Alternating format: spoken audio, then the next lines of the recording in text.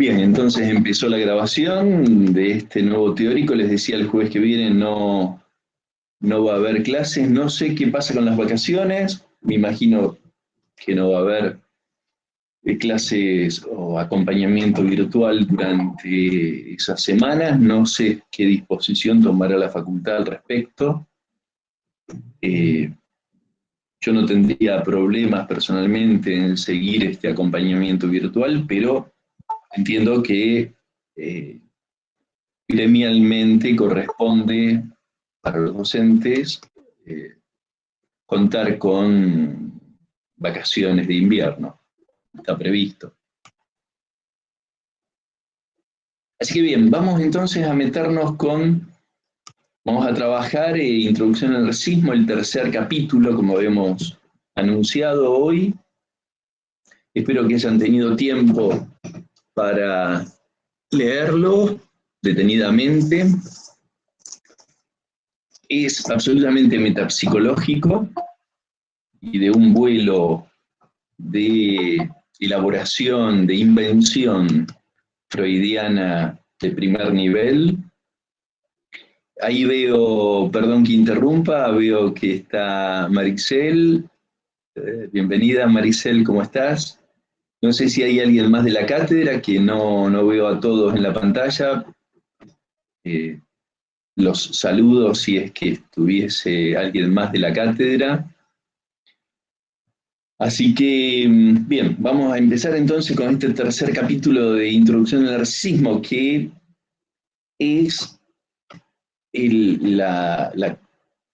digamos, el punto conclusivo metapsicológico más fuerte del texto, porque los dos primeros capítulos son las referencias que vemos que Freud trabaja, que toma como referencia para justificar que se introduzca un concepto nuevo que no existía en el conjunto de la doctrina psicoanalítica construida hasta ese momento.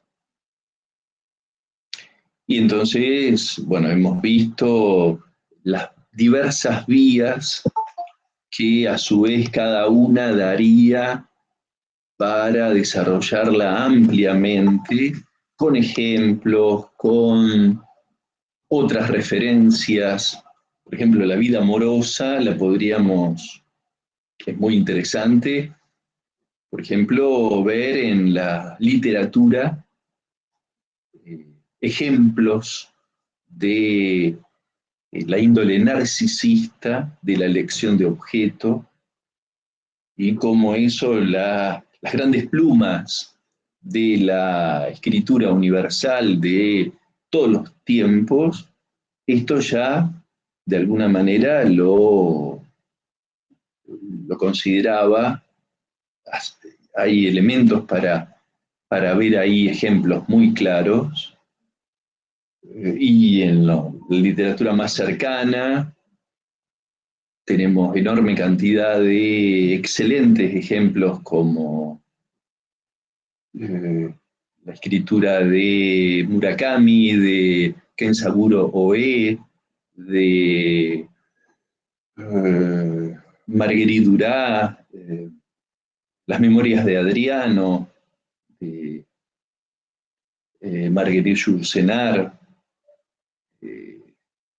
miembro justamente de la Academia de Letras de Francia, Marguerite Yourcenar, pero tantos otros, ¿no? O sea que realmente, o si no en la vida infantil, observaciones que podemos hacer del comportamiento narcisista,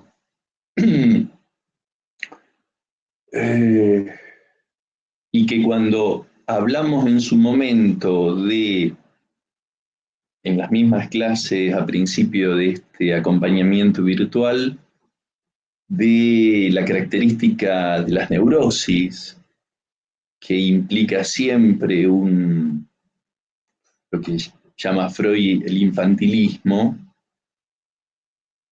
El infantilismo lo ubicamos en su momento como consecuencia de las fijaciones.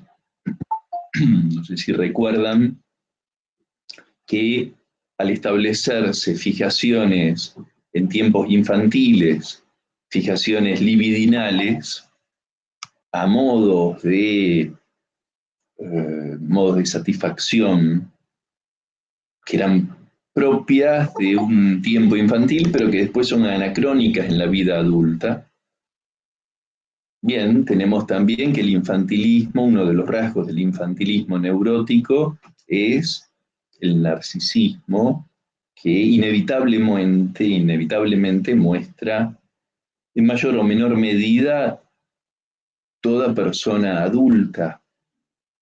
Y acá esto me sirve como introducción al tercer capítulo, cuando Freud dice que la observación del adulto normal muestra amortiguado, como dice Freud, el delirio de grandeza que una vez tuvo y borrado los caracteres psíquicos de los cuales hemos discernido su narcisismo infantil.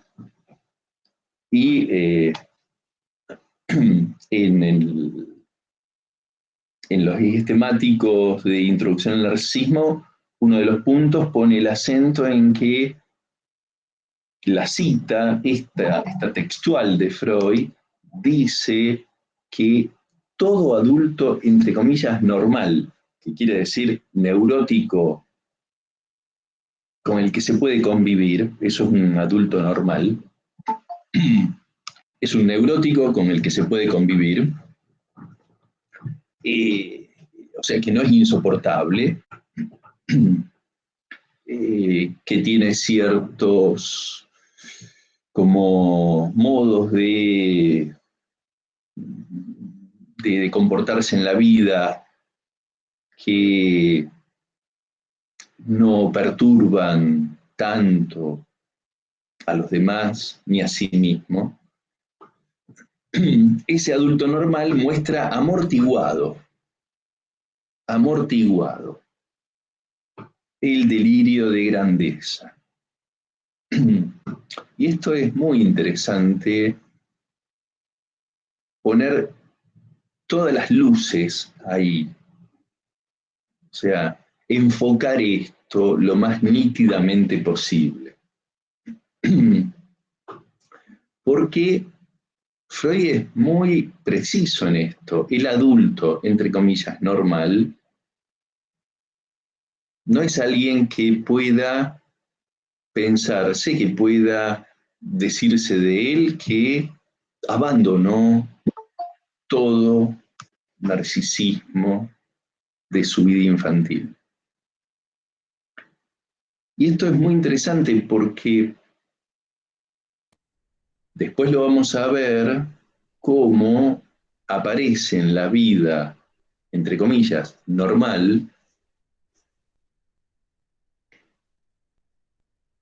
en tres grandes dimensiones de esa vida normal, el delirio de grandeza que alguna vez tuvo. Y esas tres dimensiones de la vida son los restos del yo ideal, que ahora ya lo vamos a ver qué es. Ustedes lo deben haber leído seguramente. Restos del yo ideal, sinónimo de narcisismo primario. Entonces ahí hay una cuota de lo más íntima y de la más irreconocible dimensión del narcisismo primario de cada uno. Es un resto que ha quedado de los tiempos infantiles y que no habría por qué pensar que es un problema. Quizás es como un necesario capital que cada uno es conveniente que tenga, que le daría como una cierta cuota, en el mejor de los casos, de seguridad, de confianza.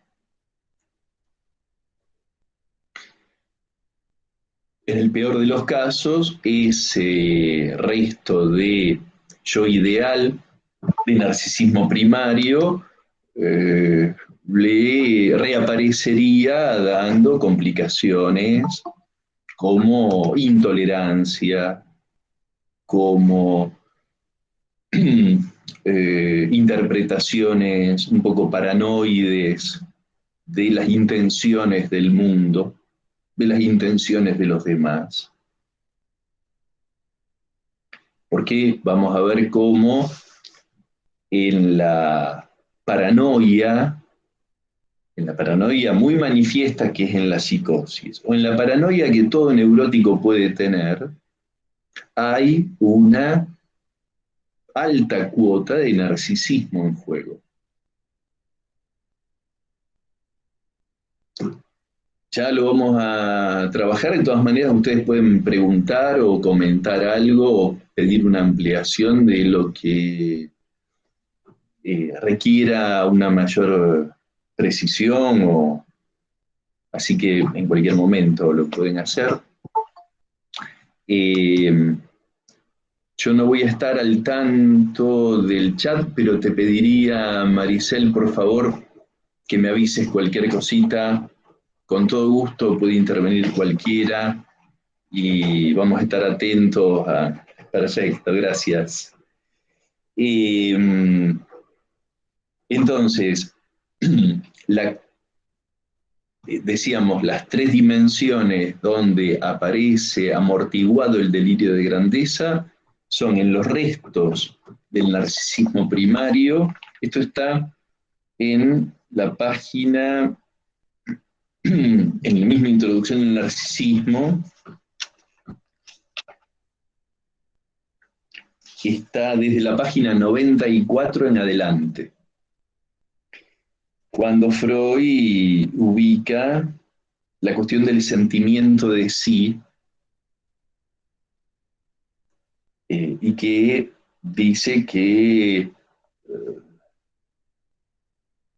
eh,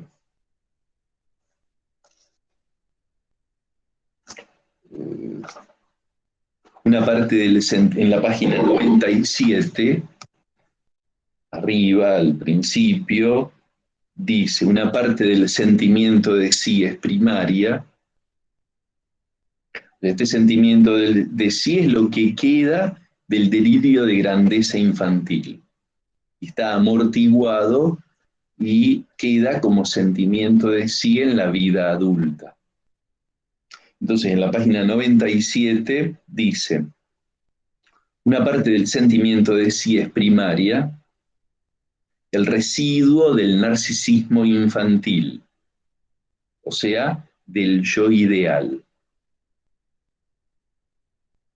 El resto, el residuo, lo que quedó después de todos los procesos de castración sobre el narcisismo, de todos los procesos de duelo, porque hay duelos infantiles que hay que hacer, hay duelos no por pérdida de objeto, sino por perder las posiciones de satisfacciones que se tuvieron. Y entonces, el duelo de el narcisismo es un duelo. Hay que resignarse a perder la satisfacción narcisista, como dice Freud, de la que alguna vez se gozó. Y porque nadie pierde algo que obtuvo, de lo que obtuvo tanta satisfacción, lo resigna tan fácilmente, se crea la nueva forma del ideal del yo. Y entonces el ideal del yo es una recuperación bajo esta nueva forma del narcisismo del que se tuvo que hacer el duelo. Pero también hay que hacer un duelo de los objetos edípicos. Entonces, el proceso de construcción del aparato psíquico es un proceso de crecimiento, de tolerancia a las transformaciones, a los cambios, que de los cuales de todas maneras quedan siempre residuos. Del narcisismo quedan restos, de los objetos edípicos quedan restos. Y entonces en el yo y el ello, 1923, vamos a ver que en el tercer capítulo Freud ubica al yo de cada uno, no por la vía solamente narcisista, sino por la vía de las identificaciones a los objetos edípicos una vez que se los tuvo que abandonar. O sea, el yo es sedimento de identificaciones edípicas una vez que se resignaron. O sea que ahí tenemos la doble composición, formación del yo por la vía narcisista, introducción al narcisismo, y en el yo y el ello, la formación del yo por la vía edípica. Lo mismo vamos a decir del ideal del yo, que es otra cosa que el yo. Del ideal del yo también vamos a decir que en Introducción al Narcisismo nos muestra Freud que el ideal del yo se construye por el narcisismo como consecuencia de ser una formación narcisista nueva que permite la recuperación del narcisismo perdido del yo ideal. Entonces, en la Introducción al Narcisismo, el ideal del yo es una nueva formación psíquica que se construye para que si cumple el yo con el ideal, es una satisfacción narcisista para el yo. Entonces tenemos ahí, en 1914, esta genialidad de Freud de ubicar dentro del aparato psíquico la diferencia entre el yo y el ideal y crea en esa diferencia las condiciones del deseo. Porque el yo, lo que le va a hacer falta, va a estar orientado por el ideal para recuperar el narcisismo perdido del yo ideal que ya no está, al menos en toda su integridad infantil. El ideal del yo, del mismo modo que el yo tenía dos fuentes de formación, el ideal del yo también va a tener entonces no solamente esta vía narcisista en 1914, sino que 9 años después, el ideal del yo en el texto El yo y el ello, Freud elucubra, conjetura que el ideal del yo no solo tiene una vía de formación narcisista, sino también edípica. O sea, el ideal del yo también va a ser consecuencia de identificaciones con las figuras edípicas, con, más todavía, con los ideales de esas figuras edípicas. Y después con los ideales de, a medida que vaya avanzando en la vida social, de diferentes instancias como grupos de amigos, participación en actividades políticas. Se construyen ideales propios en función de los ideales de los demás. Roberto, Sí, hay una pregunta en el chat que, bueno, sí. lo venís desarrollando, pero pregunta específicamente la diferencia entre narcisismo primario y narcisismo secundario. Bien, muy interesante también.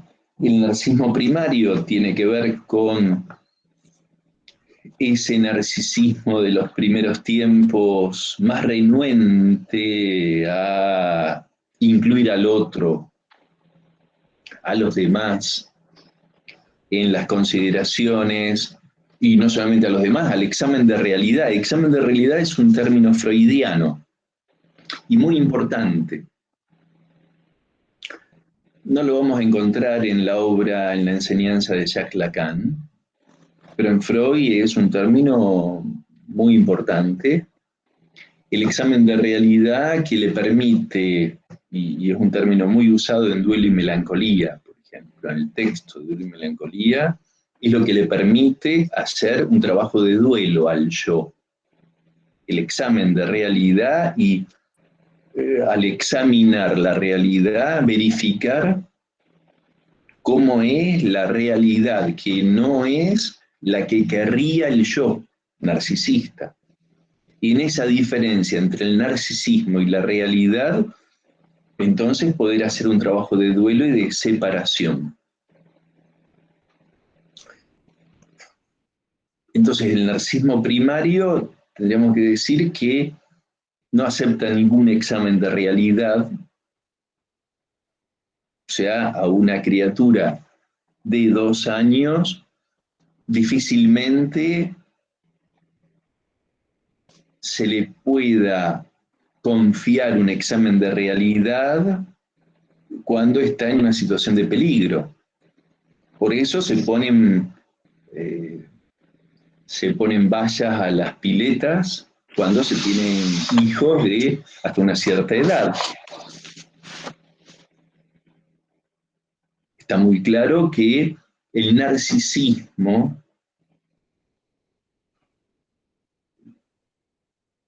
no incluye consideraciones sobre el riesgo.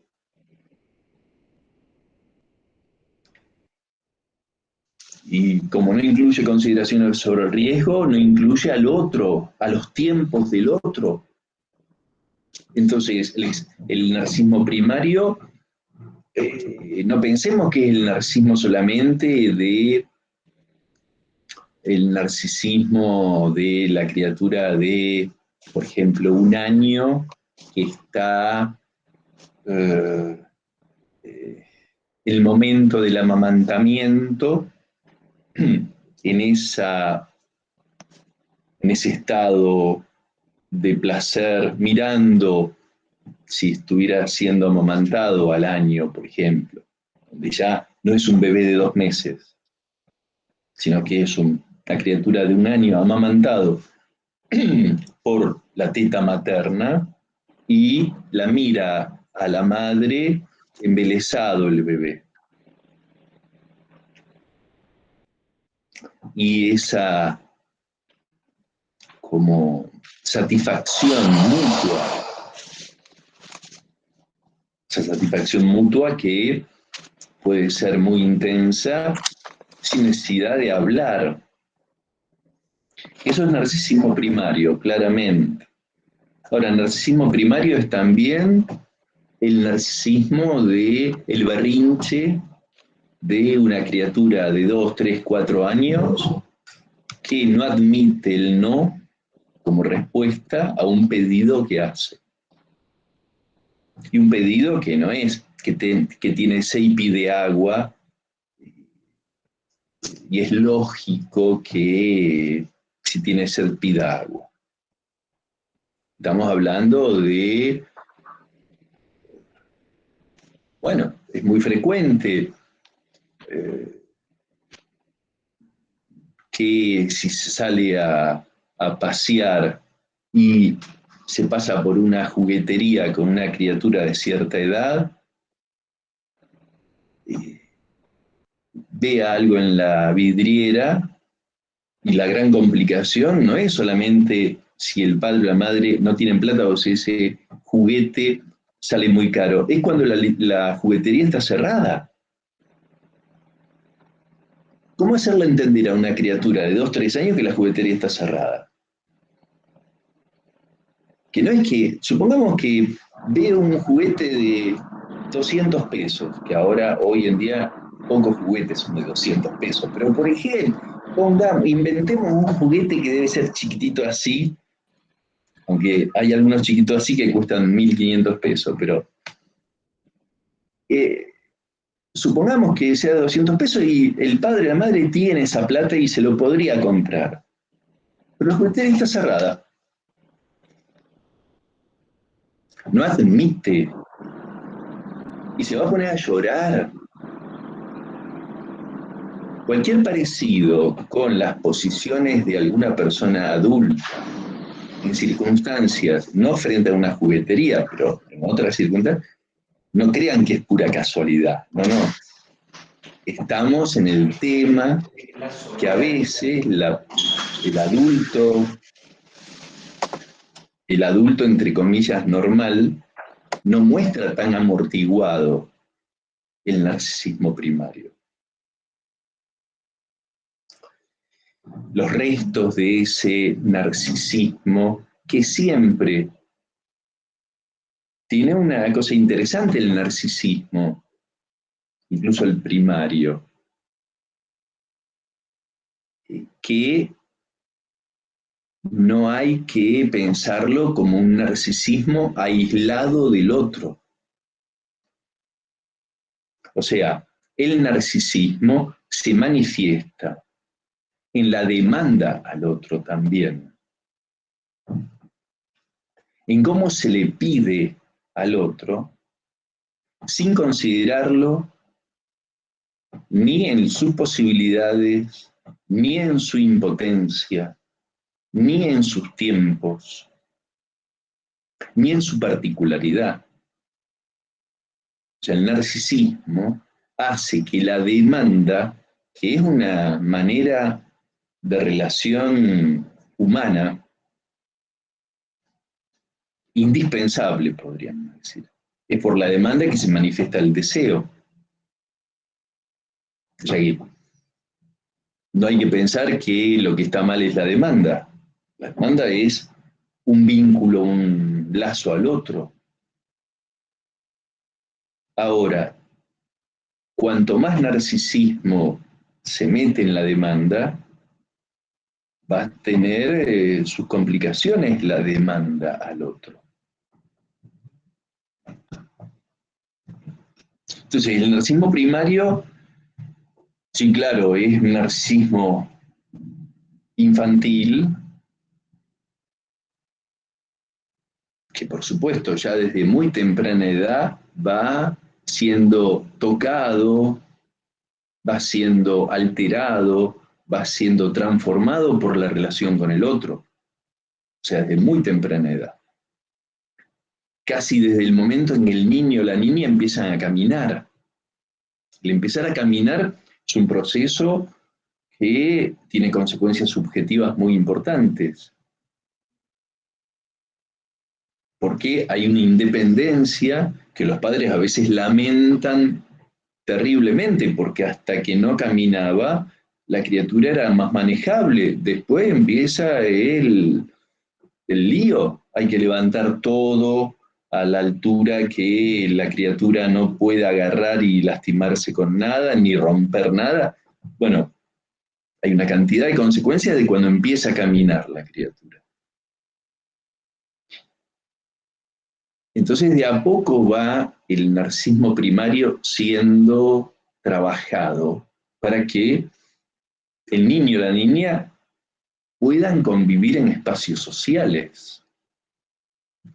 La experiencia del jardín maternal, del jardín de los 2, 3, 4 años, es a simple vista, donde cada niño, cada niña juega separado de otros y les cuesta compartir y las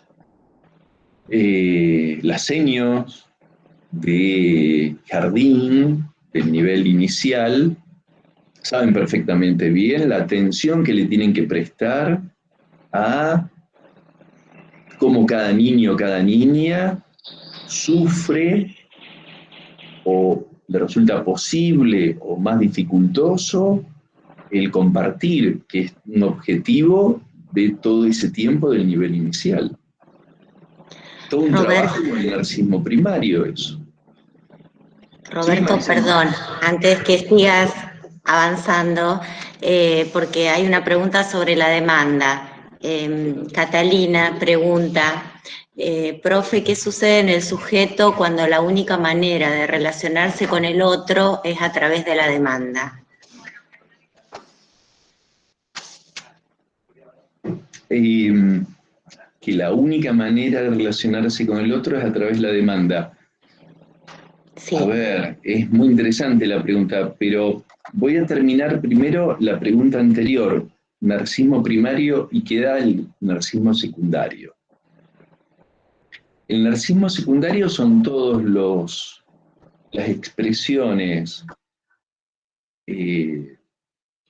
cuando ya hay un crecimiento subjetivo, una formación del aparato psíquico suficiente, que ya salió del narcisismo primario tan establecido en un primer tiempo, y entonces hay una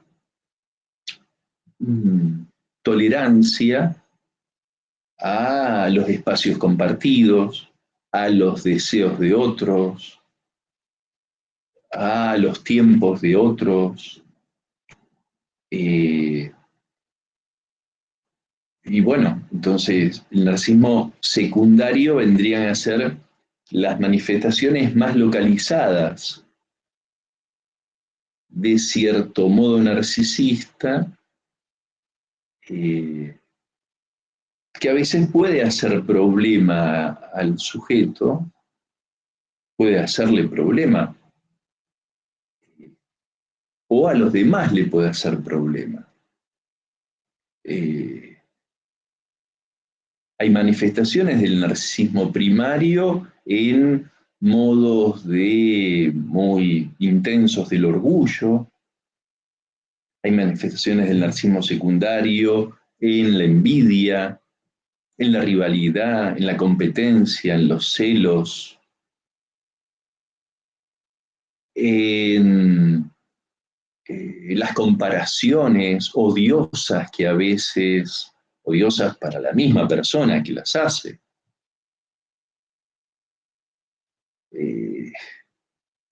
Hay muchísimas manifestaciones del narcisismo secundario. También, en cierta medida, el narcisismo secundario es lo que Freud toma en cuenta en los 2 primeros capítulos.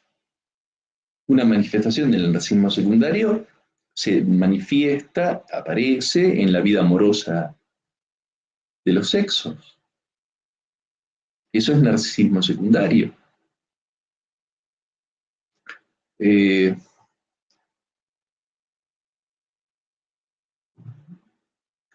acuerdo hace un tiempo,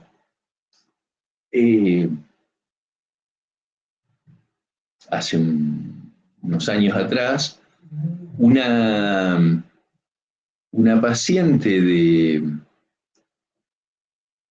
unos 30 años, recién separada de su pareja anterior, recién separada hacía unos meses, había empezado una relación nueva de pareja con un novio, con un muchacho que le venía siendo muy expresivo en sus manifestaciones amorosas y no ocultaba lo importante que para él era la relación con ella,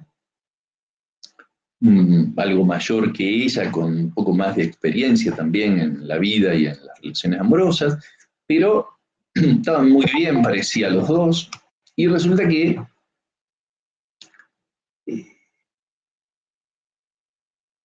cerca de las vacaciones iban a viajar juntos, y entonces todo venía bien, y un día la entrevista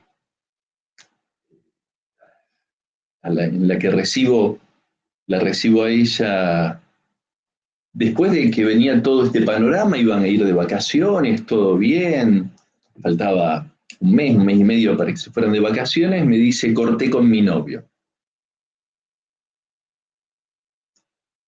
Nunca había hablado de una pelea, de una discusión, nada por el estilo. Y entonces le pregunto a qué se debe esa decisión que ella había tomado. Lo primero que se me ocurrió, como fantasía mía,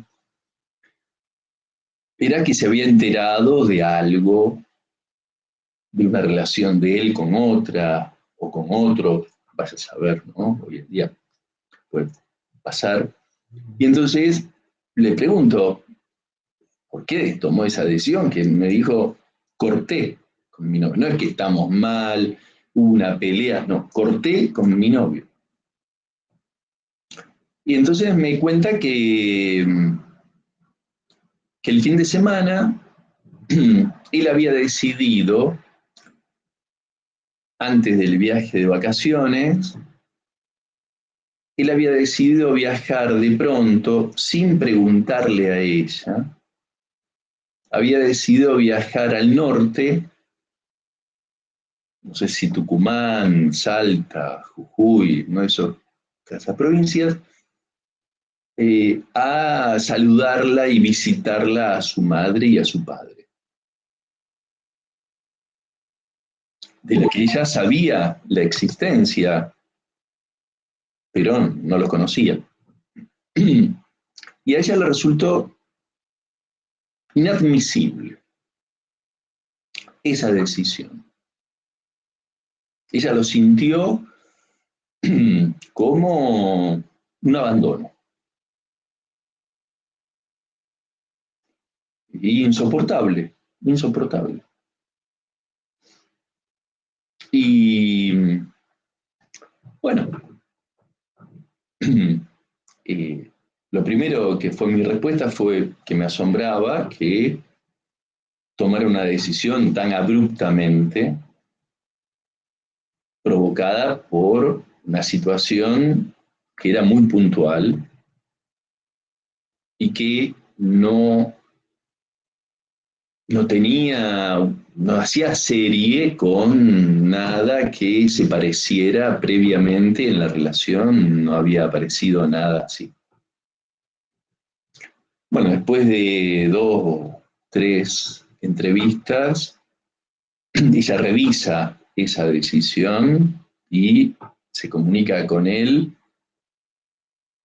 Continuaron la relación, de esto hace muchos años, se casaron después, o sea que, pero hubiera sido por ella me quería convencer de que era inadmisible lo que él había hecho. Lo que no quiere decir que lo justifiquemos, o sea, hubo algo, vaya a saber qué, en él. Uno puede conjeturar la culpa, él se va a ir de vacaciones con ella, qué sé yo, hacía un año que a la madre la habían operado, a su madre, la habían operado de cáncer, se había recuperado bien y todo, pero bueno, esas son cuestiones de él. Que tomó una decisión inconsulta, que eso siempre cae mal en una pareja, sin dudas. Ahora, que ella reaccione a eso, después de una relación de meses, donde estaban construyendo algo que ella valoró mucho, tanto que, bueno, después siguieron la relación, se casaron eh, y siguen estando muy bien. Ahora están pensando en tener hijos, o sea, están construyendo algo juntos. Y hay un lazo importante. Ahora, no fue la única vez que ella reaccionó de modo narcisista. Después se repitió otras veces, pero esto es muy interesante porque lo que vemos es que cuando se impone algo del narcisismo, enceguece al sujeto. Lo hace sentir, lo hace sen- le hace sentir que tiene toda la razón del mundo.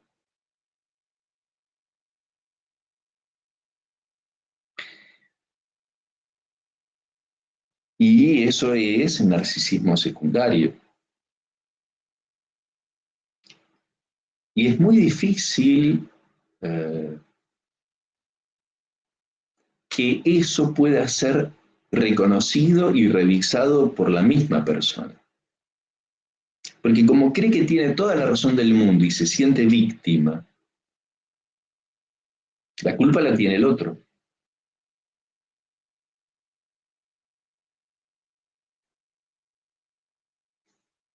Entonces, en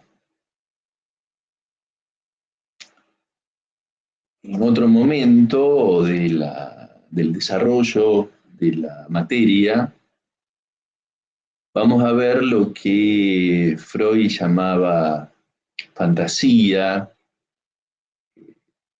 y después Lacan llama fantasma, porque ella, cuando dice que la abandonó él para ir a ver a sus padres, eso es una interpretación alimentada por el narcisismo, pero desde lo que está escrito previamente por él en el sujeto. Anoche leía, no sé si lo tengo por acá a mano o se me perdió entre la pila de libros que tengo acá. No, acá está, acá está. Este libro de Marguerite Duras, La pasión suspendida, que son entrevistas que le hace Leopoldina Palota de la Torre a Marguerite Duras. Y en un momento, en la página 109, le pregunta a la entrevistadora, Marguerite Duras, una de las plumas francesas más importantes de la historia. Cualquier texto que ustedes lean de Marguerite Duras es sumamente recomendable, no van a perder el tiempo.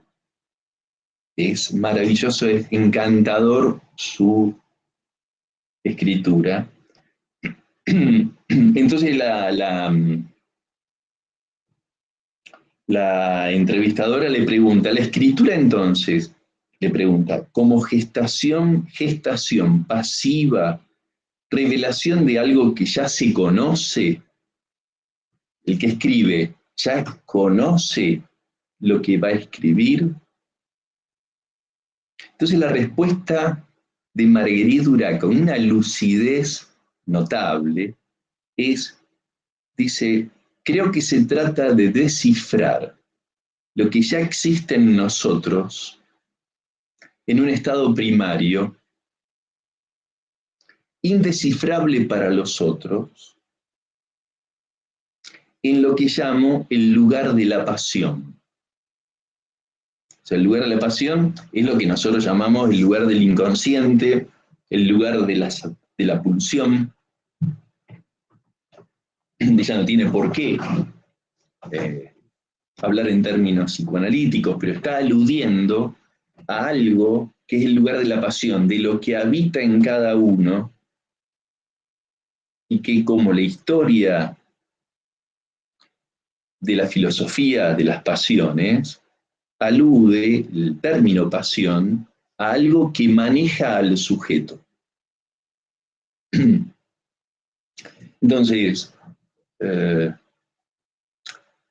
esto que ella, decimos en psicoanálisis, la paciente de la que les hablo, que intempestivamente había decidido cortar la relación, tenía varias fuentes, se alimentaba de varios lugares íntimos de ella. Un modo narcisista, porque el modo narcisista siempre nos hace intolerantes.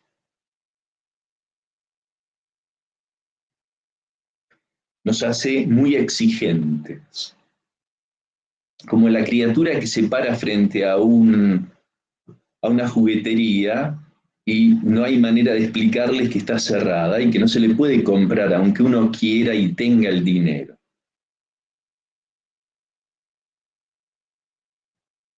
Entonces, el narcisismo nos hace intolerantes, exigentes, nos enceguece,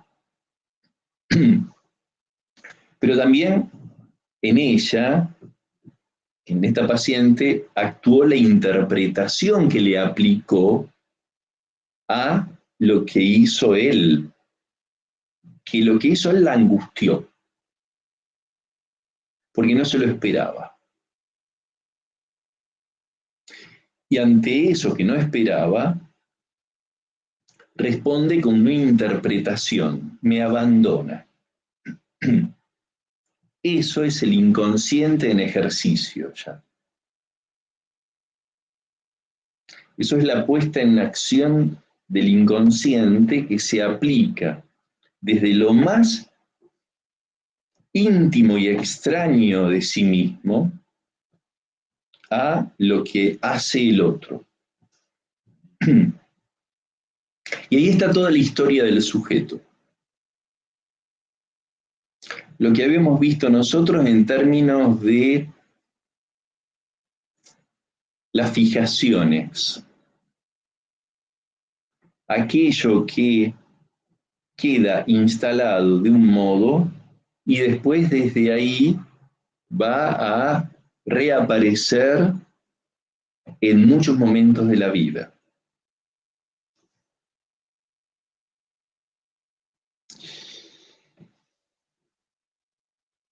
Bueno, entonces, no quiero abrir tanto y tantos temas distintos, pero lo que sí quiero transmitirles es que cuando hablamos de narcisismo primario, no solamente nos referimos al narcisismo aislado de un estado narcisista separado del mundo, sino que el narcisismo primario ya está en la relación con la madre, está en la relación con ciertas figuras de la intimidad familiar. Y el narcisismo secundario no aparece solamente digamos, como excepcionalmente en algunos caprichos que la persona adulta puede tener, en actitudes infantiles muy evidentes. No, no. El narcisismo secundario puede estar presente mucho más que lo que creemos que lo está. Narcisismo secundario puede haber en el modo en que se vive y se trata a los demás.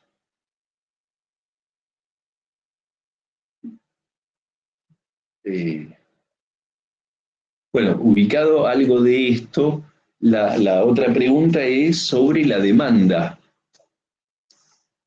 ¿Cómo era, Maricela, ahora recordame si esto, y podemos volver sobre esta diferencia entre narcisismo primario y secundario en otras preguntas también, o algunos comentarios. Ahí,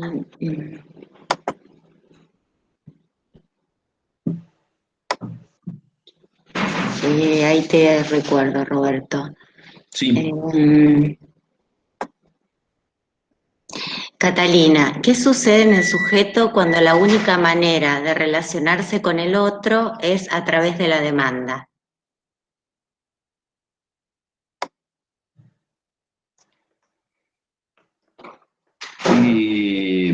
A ver,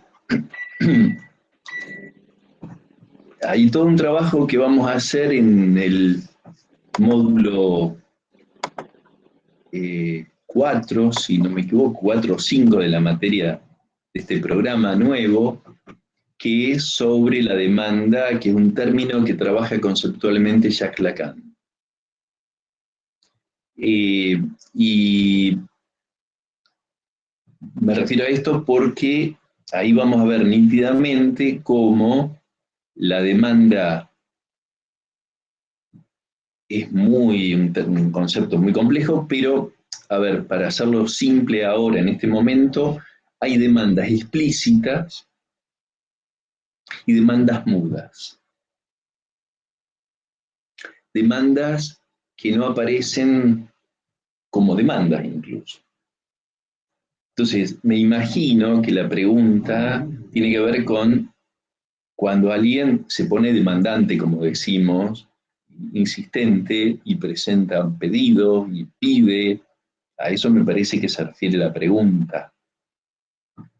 Eh, bueno, eso,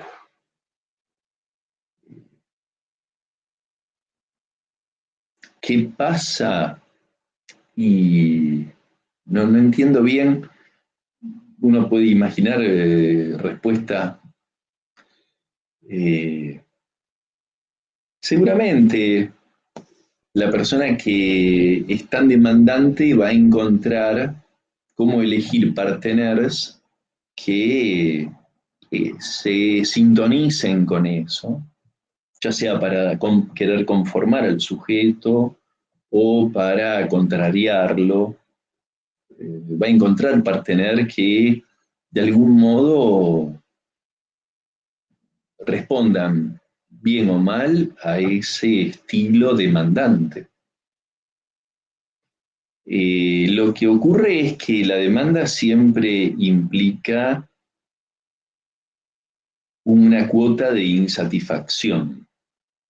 Y cuando esa demanda es tan intensa, lo que está mostrando siempre un sujeto muy demandante es una alta cuota de insatisfacción. Con lo cual el problema no es la demanda, sino lo que alimenta esa demanda, que es el deseo insatisfecho.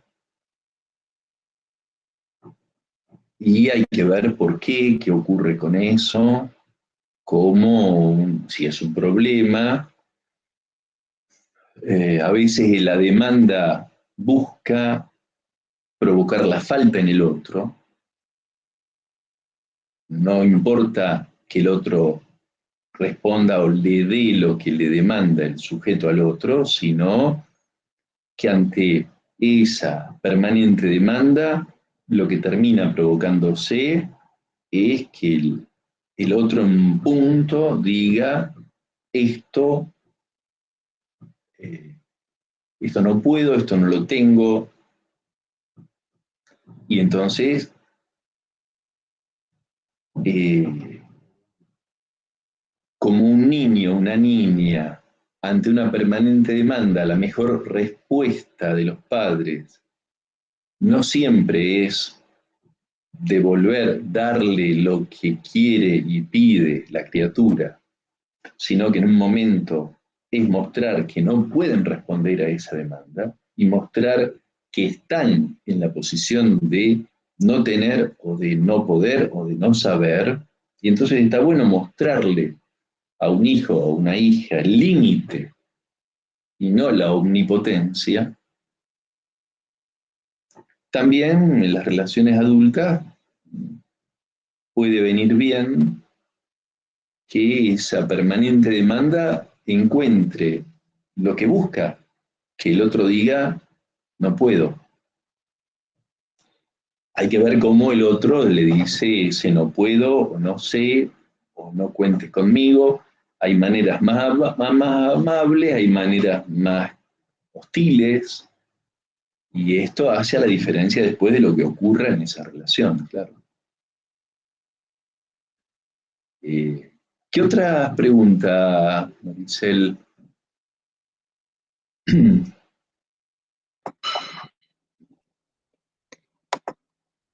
Ahí estoy, Roberto. Ahí. Mm. Zoraida pregunta, ¿este narcisismo secundario está en una constante lucha con la conciencia moral, ¿no? Propia, pero también manifestada por la sociedad y los cuidadores de la persona? A ver, es un tema muy interesante. O sea, diríamos que en la época de Freud, sin duda que estaba en conflicto el narcisismo secundario con la conciencia moral. No es tan seguro que en el siglo XXI se encuentre tal conflicto. ¿Por qué? Porque el otro social no, no es el otro social de la época de Freud, y lo que antes era un ideal por el lado de las regulaciones y prohibiciones, hoy en día es un ideal más bien por la búsqueda de cada vez más satisfacción. Con lo cual, lo que antes operaba como límite, hoy está operando como empuje.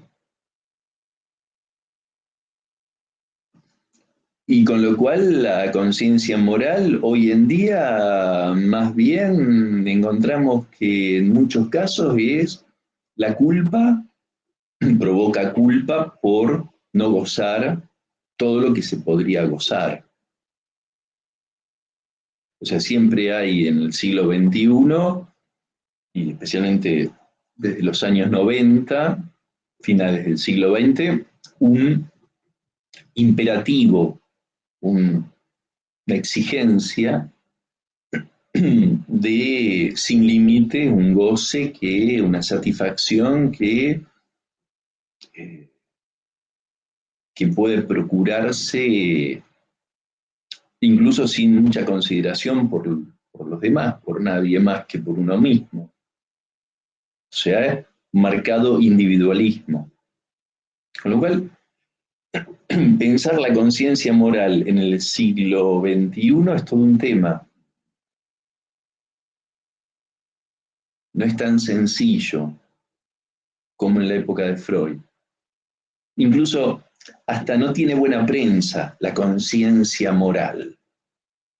¿Qué me vienen con la conciencia moral? Me parece hasta un término en desuso.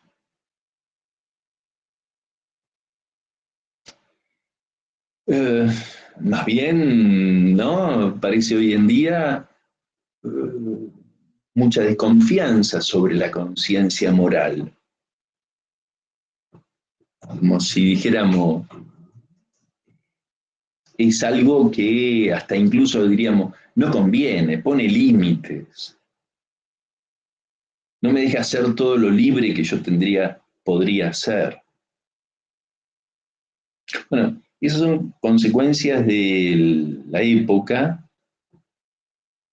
de un discurso capitalista muy presente que promueve el individualismo, que nos hace creer que siempre la salida es individual, cuando en época de pandemia sería bueno que aprendamos que no hay salida sino colectiva, pero el capitalismo siempre busca promover una salida no colectiva y promueve ideales narcisistas. eh,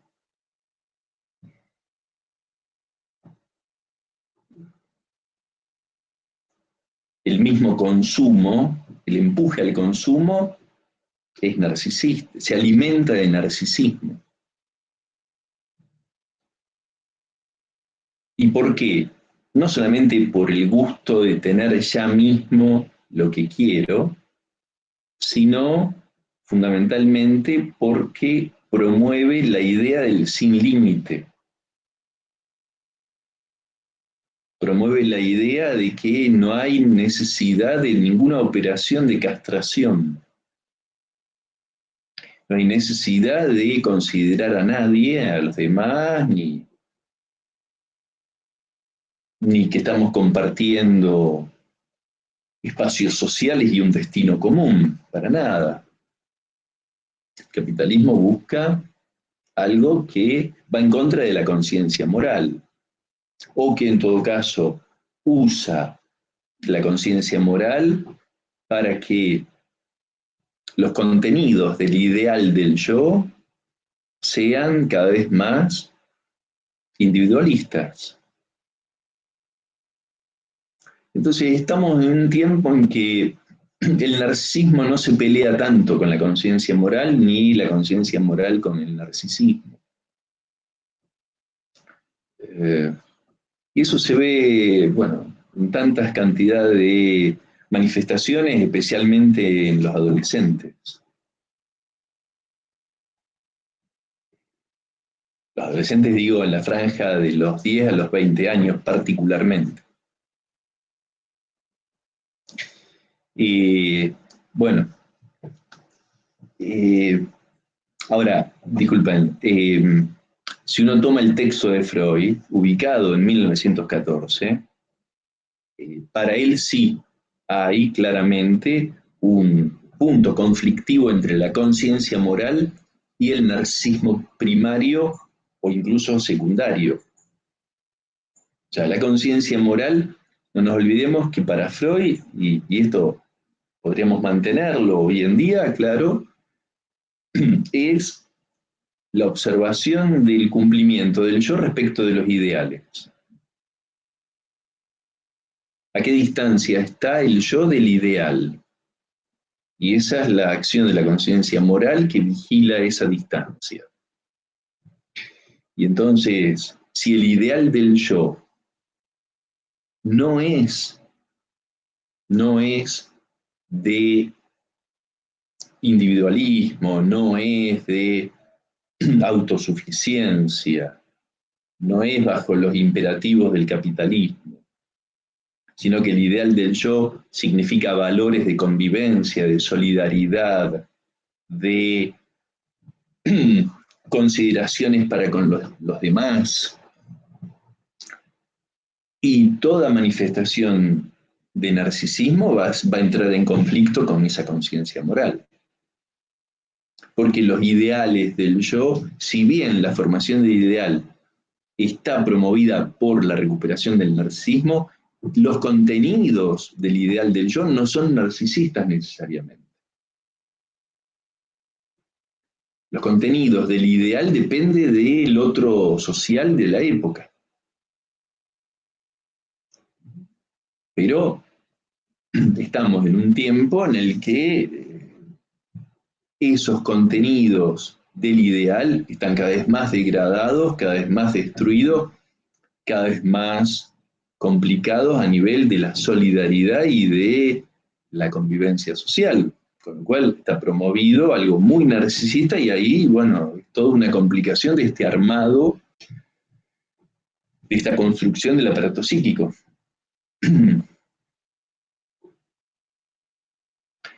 Bien, otra pregunta, otro comentario, Maricel.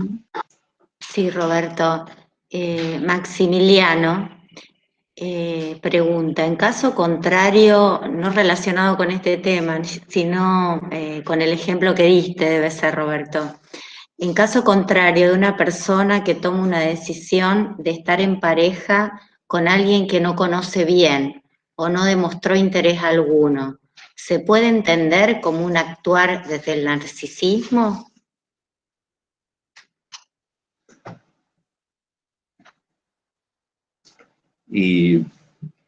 No sé si desde el narcisismo, sí desde el inconsciente. O sea, puede haber algo que haga que alguien elija para mantener una relación de pareja a alguien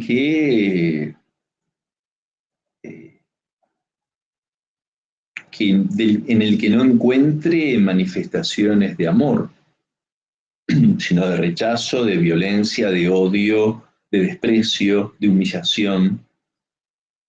Y no diría que ahí habría que ver, quizás hay algo del narcisismo en juego para el sujeto,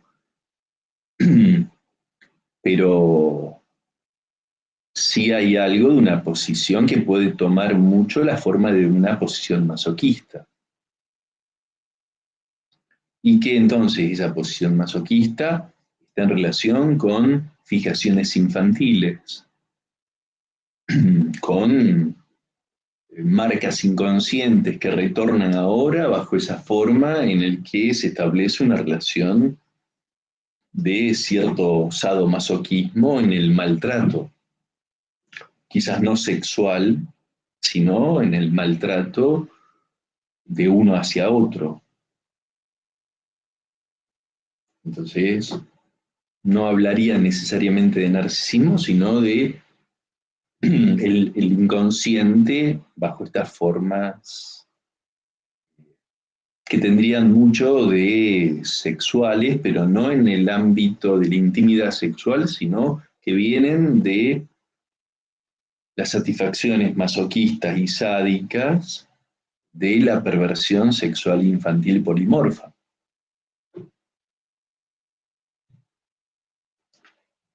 Sí, ¿alguna otra? Sí, Roberto. Paula pregunta, ¿se puede decir que el narcisismo primario comienza a abandonarse cuando se inviste a los primeros objetos, eligiendo las figuras parentales como objeto de amor? ¿O es solo una vez transcurrido el Edipo? Tengo dudas en eso. Claro, es un proceso. Paula, ¿no es cierto? Hace la Sí, pregunta. Paula. Bien, está muy bien porque si bien siempre decimos que son procesos lógicos, pero hay que también ubicarlos en una cronología. Eh, digamos, el narcisismo primario no se puede abandonar a los 55 años. Entonces requiere de un tiempo cronológico también muy flexible, eh, pero se supone que, por ejemplo, la entrada a la escuela primaria, implica una reducción del narcisismo primario, más infantil, más primario, necesario para poder compartir con otro un espacio áulico, las indicaciones y las consignas de trabajo, no sería imposible. ¿Te imaginas querer a chicos de 2 3 años, eh, hacerlos trabajar, ponerlos, invitarlos a trabajar como se los invita a los niños, niñas de primero o segundo grado? Imposible. Y eso no por una dificultad intelectual,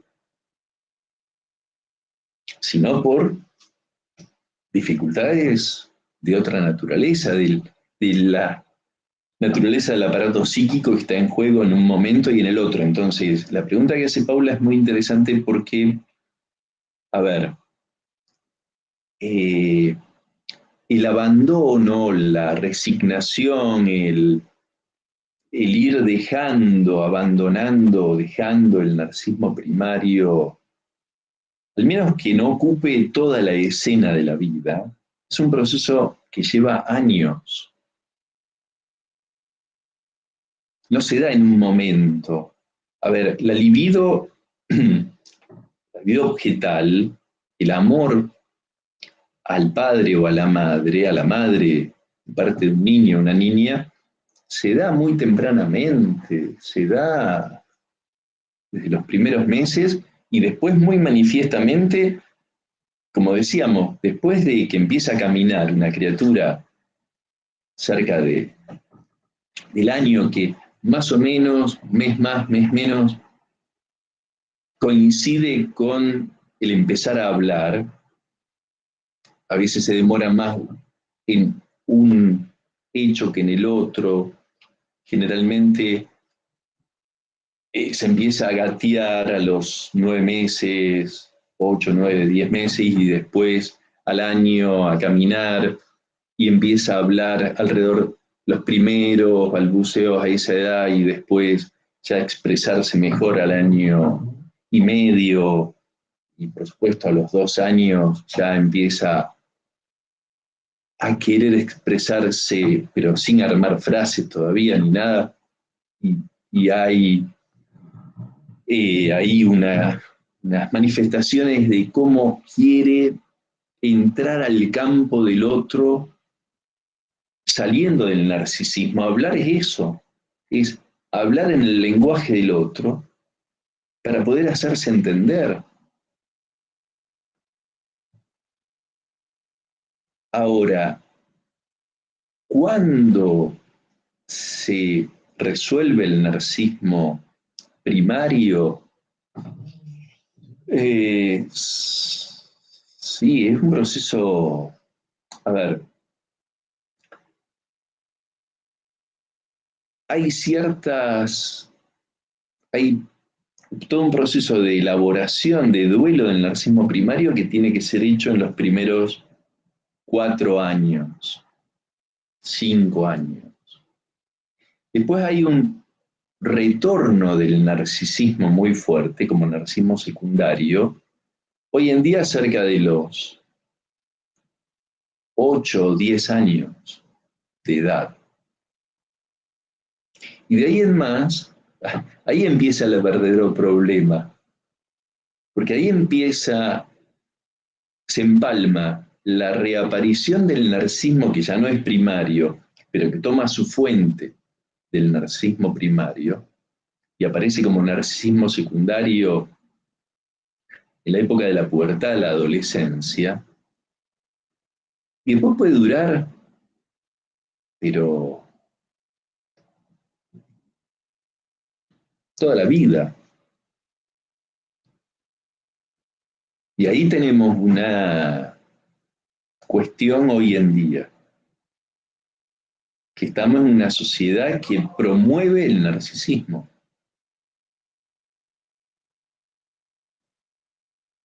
Y sin darnos cuenta. Cuesta mucho reconocerlo y con las consecuencias que esto tiene en la vida amorosa. Porque podríamos decir, bueno, Freud toma en cuenta lo que el narcisismo promueve en la vida amorosa, la elección de objeto, por ejemplo. Pero podríamos también tomar en cuenta, sería todo un trabajo, para ver cómo el narcisismo impide la vida amorosa, complica la vida amorosa. Entonces, diríamos que hay que tomar en cuenta que es un proceso que no se abandona fácilmente, es un proceso, digamos, el abandono del narcisismo primario es un proceso que lleva años, que lleva un trabajo enorme, que es doloroso, que no es sencillo, eh, y que Freud espera que la entrada al complejo de Edipo, implique un alivio del narcisismo primario, una entrada al, a un mundo que lo lleve al sujeto infantil más allá de las condiciones narcisistas, al plano del amor, al plano del conflicto, al plano de las demandas, de las frustraciones, de una experiencia mucho más rica que la del narcisismo.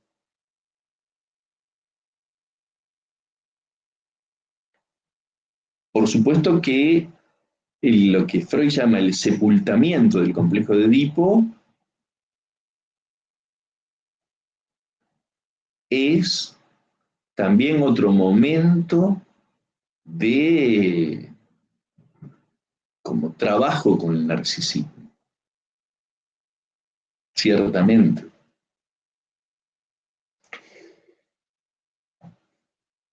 Pero diría que no se puede situar un momento, no es que porque hay amor al objeto se deja de las satisfacciones narcisistas.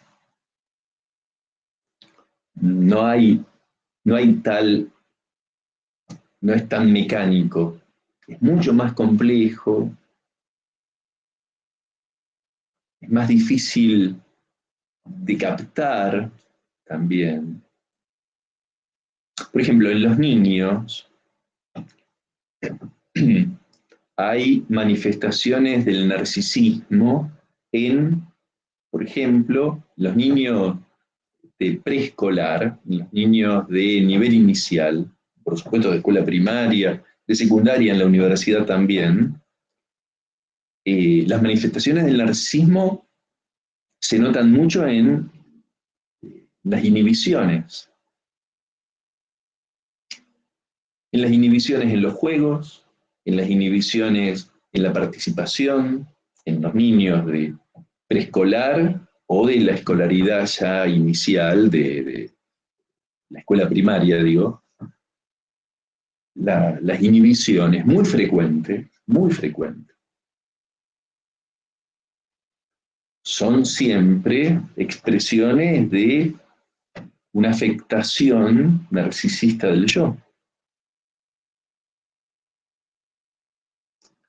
Entonces, un niño o una niña pueden ser muy desenvueltos en su casa, pueden andar muy contentos por la vida familiar, pueden estar muy bien, sentirse muy queridos, muy seguros, y resulta que van al club y están inhibidos. Van a la salita del jardín y son inhibidos. Entonces, esas son manifestaciones de cierta cuota narcisista, que por supuesto no es sin el inconsciente ya. Lo que eso quiere decir. Pero el punto que destaca Freud en las inhibiciones siempre es la referencia al narcisismo del yo. Primer capítulo del texto Inhibición, Síndrome y Angustia. Inhibición, Síndrome y Angustia, 1926, el primer capítulo habla de la inhibición como limitación funcional del yo. Limitación funcional del yo por efecto de la cuota narcisista que está presente. No sin el inconsciente, insisto, pero no hay manera de pensar la inhibición si no es tomando en cuenta el narcisismo que está en juego. ¿Alguna otra pregunta? Es la 1:25 ya. Sí, Roberto. Lourdes retoma la pregunta de Maximiliano. Dice, ¿puede ser que piense para ese caso que presenta Maximiliano la identificación con los objetos parentales desde la formación del ideal del yo, ejemplo de la madre nutricia, toma ese rol dentro de la pareja, por eso piensa en brindar y si le falta retribución hasta podría sentirse culpable de no dar tanto como debería? ¿Podría ser? Podría ser, ¿no? Pero bueno, eso ya es caso por caso. Ahí no se puede generalizar. ¿Que puede ser eso? Probablemente que sí, claro. Sí, sí. Pero, bueno, eso ya sería una situación en particular que responde a esa constelación de factores, fijaciones infantiles, repetición, función del ideal por identificación y reaparición bajo la forma de querer siempre estar dando y sintiendo que se está en falta. Puede ser, pero no, esas son las rarezas que tiene la vida humana, que lo que llamamos inconsciente. Sí, ¿qué otra? Sí, Candela dice, no termino de entender por qué un niño que es desenvuelto en su casa no lo es en el club o escuela. ¿Cómo entender? Que no termina de entender Ajá. por qué un niño que es desenvuelto en su casa no lo es en el club o en la escuela. Bien, bien, muy interesante. Sí, es difícil de entender. A los padres generalmente les ocurre que no entienden por qué, y entonces motivo de consulta. Seguramente en el seminario de la cátedra que está dictando Olivia Dinardo, la profesora adjunta, el síntoma en los niños, este es un síntoma muy frecuente en los niños. O sea, chicos, niñas, niños muy seguros, desenvueltos en su casa, contentos, alegres, no caprichosos. Bien, uno diría, qué bien preparado para la vida que está. Y sin embargo, sale de su casa, o sin salir de su casa, hoy en día, con el acompañamiento virtual a través de los medios técnicos, las plataformas que hay, las reuniones que hacen por las plataformas como ahora nosotros estamos usando esta. Y resulta que consultan los padres porque puesto frente a la pantalla, donde no está ni siquiera la presencia de otro lugar, está en su casa el niño o la niña. No es por cambiar de lugar, sino que, ¿qué es lo que cambia? Ese otro con el que interrelaciona, desde el que se ve, porque cada uno, cuando habla con otro, se está viendo desde ese otro lugar. Entonces, el niño, la niña, cuando cambia de interlocutores, se inhibe. Y no es fácil entender eso. ¿Cómo entenderlo? ¿Qué le ocurre? Bueno, ese es el trabajo de un tratamiento, de un análisis con niños, con niñas. Esclarecer eso que es contradictorio en apariencia. Pero no solamente le ocurre a los niños o niñas de escuela primaria, de preescolar, ocurre en la escuela secundaria, ocurre en las universidades, ocurre en la vida profesional, en las relaciones entre amigos, entre amigas. No siempre digo, algunas personas notan que si se reúnen con uno o dos amigos o amigas, se desenvuelven de un modo ampliamente, seguros. Ahora, se reúnen en grupo con 15, cambiaron. No lo entienden, porque esos 15 no son ni siquiera extraños. ¿Qué yo? El equipo de fútbol, se reúnen todos, comen un asado. Es distinto el modo de comportarse, de vivir esa situación, que si se reúne con uno, con dos. Profe, una consulta. Sí, ¿Y eso qué tendría que ver con el narcisismo, digamos? Este ejemplo que vos estás dando. muy bien, muy buena pregunta. Gracias. O sea, hay algo de ese tipo de síntomas que implica el inconsciente, que es, como diríamos, como decíamos antes, el inconsciente en ejercicio, el inconsciente en acción. Ese síntoma quiere decir algo. No sabemos, y eso es muy singular de cada persona. Eso por un lado. Ahora, el aporte del narcisismo lo vemos en ese aspecto de inhibición. ¿Por qué? Porque el aspecto de la inhibición, articulado con el narcisismo, implica siempre que se cuida el yo. Que el narcisismo es el cuidado del yo ante una situación de angustia. Entonces, ¿cómo lo cuida? ¿Cómo se cuida el yo?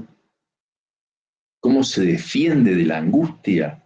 Y el modo particular que tiene En otro caso será, por ejemplo, que yo lo escuché muchas veces en el consultorio, de que me han dicho que están cansados, chicos jóvenes, de 20 años, 25, 30 o gente más grande, que me decían más o menos parecido, el relato ha sido este, que están cansados de tener que ser siempre el centro de la reunión, ser el que anima la reunión, pero que notan que eso lo hacen como defensivamente, porque si no lo hacen se angustian. O sea, tienen que ser ellos los que sean como el objeto de la mirada de todos, el centro que anima a todo. Y ahí también tenemos un modo distinto, no de inhibición, sino de compulsivo, de actuación, también por no solamente el inconsciente, sino la cuota de narcisismo que implica como evitarle al yo la angustia. No sé si se entendió un poquito mejor, no sé el nombre de quien había hecho la pregunta. Sol Carrasco. Sol. Sí, se entendió, ahora sí entiendo mejor la relación. Nunca, o sea, la inhibición siempre implica, para que se destaque esto, siempre implica algo inconsciente en juego. Pero cuando ponemos a la inhibición en función del narcisismo, no desconocemos que el inconsciente está ahí, pero destacamos ese detalle, como que el narcisismo lleva a que el yo se cuide de la angustia y entonces actúa inhibiendo y limitando las funciones del yo. O si no, empujándolo, como decía en este otro ejemplo, empujándolo a actuar. O, por ejemplo, a ser agresivo. Muchas veces la agresión es una defensa. Como dice el dicho popular, no hay mejor defensa que un buen ataque. Hay que ver si es así, pero hay mucha gente que tiene un tono violento y uno nota en ese tono poco hostil o que dice, que reconoce que siempre tiene cara de pocos amigos, cara de persona mala. Y eso, tarde o temprano, se reconoce en un análisis como una defensa del sujeto. Como siempre ir con el escudo para protegerse de lo que puede ocurrir, y eso se llama angustia. O sea, es una defensa a la angustia. Entonces, el tema del narcisismo es muy interesante porque, volviendo a los primeros momentos de la clase de hoy, tenemos que el delirio de grandeza infantil en el adulto normal, fíjense todo lo que hablamos del adulto normal, cabe ponerle comillas a ese normal, dice que el adulto normal muestra amortiguado ese delirio de grandeza infantil. Y entonces decíamos que tiene tres expresiones, tres grandes dimensiones para expresarse cómo se muestra amortiguado. En los restos, residuos del narcisismo infantil, yo ideal, en el cumplimiento del ideal del yo y en la correspondencia amorosa de la libido objetal. Son las tres grandes dimensiones donde aparece muy fuerte restos del narcisismo, lo que dice Freud, amortiguado el delirio de grandeza, de aquel narcisismo primario. Profe, perdón, ¿lo puede volver a repetir? Sí, está, ustedes lo pueden leer, ahora lo repito, pero es una síntesis, ahí Freud lo explica mucho más ampliamente, desde la página 94 en adelante, que son entonces el residuo del narcisismo primario, o sea, los restos del yo ideal que inevitablemente cada ser humano conserva, inevitablemente y por suerte, como decíamos antes. Eso hace como un colchón de cierta autoconfianza, de cierta seguridad.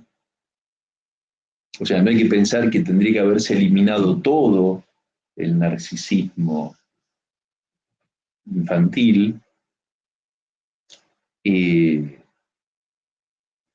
El segundo es el cumplimiento del ideal del yo, de los contenidos del ideal, sabiendo que los contenidos del ideal varían de acuerdo a la época, porque los ideales vienen del otro. O sea, los ideales de la época victoriana no son los ideales de la época donde han cambiado tanto, hay un gran cambio a nivel de valores, principios,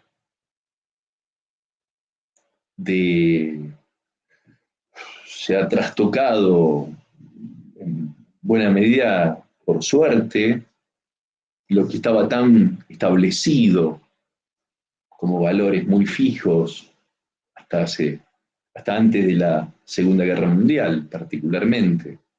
O sea, de mitad del siglo XX en adelante ha habido una enorme cantidad de cambios y sabemos entonces que el cumplimiento de esos ideales hoy están mucho más en función de individualismos. Después cada uno elige o puede elegir si comparte esos ideales que propone la sociedad capitalista o prefiere otros, y entonces puede armar procesos de elaboración sobre los contenidos de los ideales.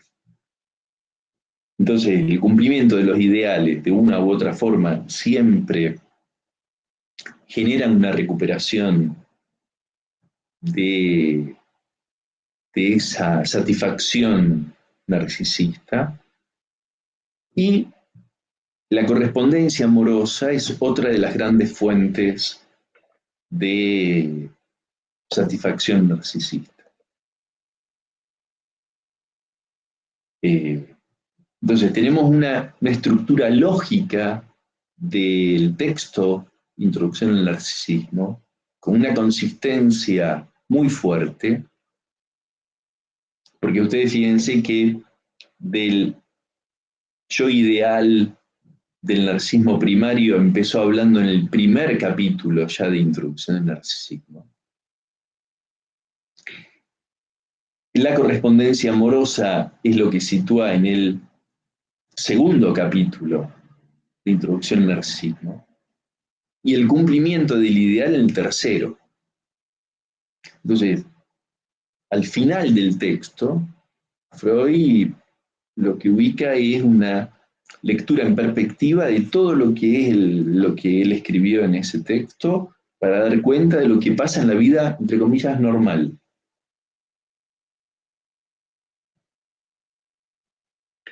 Así que es un texto para recorrer, detenerse, preguntarse, ampliarlo, interesarse por cómo uno piensa estos temas.